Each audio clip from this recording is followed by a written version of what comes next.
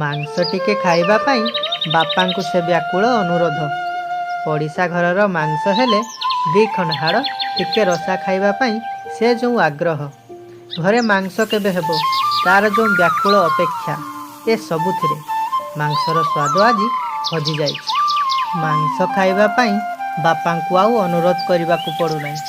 ରବିବାର ହେଇଗଲେ ଦୋକାନୀ ଘରେ ଆସି ମାଂସ ଦେଇଯାଉଛି। ମାଂସ ରାନ୍ଧିବା ପାଇଁ ମା ଆଉ ବାପାଙ୍କୁ ଅପେକ୍ଷା କରୁନାହିଁ। ନିଜେ ରାନ୍ଧି ମୋତେ କଷା ଖାଇବାକୁ ଦେଉଛି।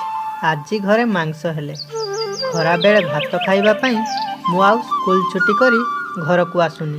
ମା ଟିଫିନରେ ଭରି ରାତିରେ ଖାଇବା ପାଇଁ ରଖିଦେଉଛି। କ'ଣ କହିବି ଭାଇ, ସେ ଦିନଗୁଡ଼ା ସବୁ ଆଜି ପୁରା ବଦଳି ଯାଇଛି। ଚାଲନ୍ତୁ ଭାଗ 4କୁ। ଗାଉଁଲି ପାଗ ଦେଇ ମାଂସ କଷିବା ଆଉ କଥାବାର୍ତ୍ତା ହେବା। ବହୁତ କଥା ଅଛି